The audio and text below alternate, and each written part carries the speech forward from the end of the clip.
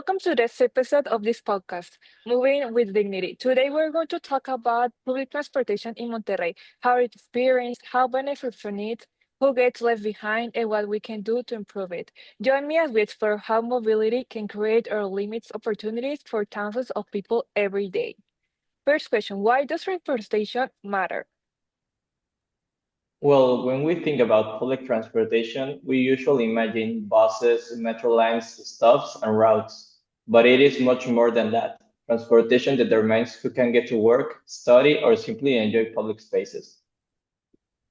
Exactly. What we found in our research is that inequality becomes visible through the movement of people. There are bodies that the system prioritizes and others that it makes invisible.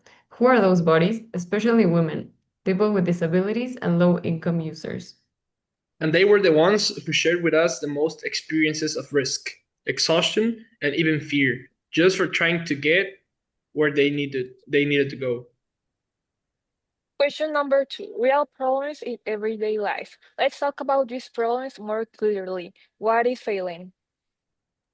Well, one of the most common issues was insecurity for women. It's not just the fear of harassment, it's having to change routes, schedules, and even clothing to feel safer. That should not be their responsibility. Yes, another major difficulty was accessibility. We found elevators that do not work, incomplete ramps, and buses that do not allow a wheelchair user to board.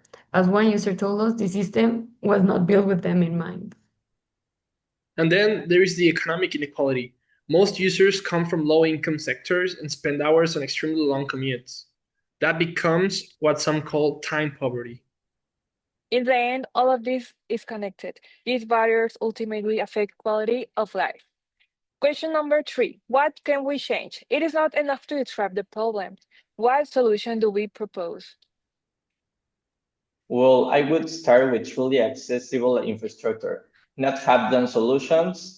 So it will be to install tactile paving, auditory signage, and to ensure that elevators and ramps are always functioning.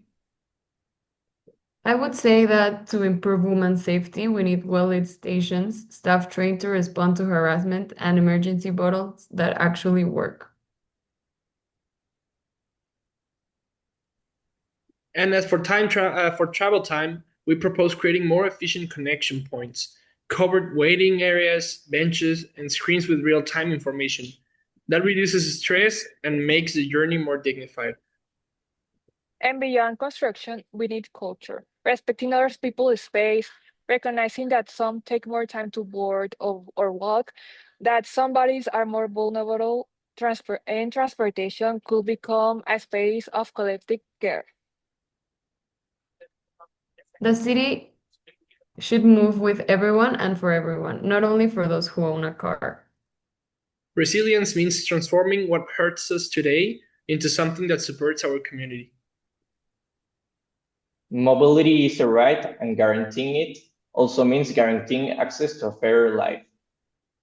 Thank you for listening. This episode is a part of a reflection on how mobility becomes part of our bodies and our possibilities. We invite you to keep thinking about how can we move with dignity. Until next time.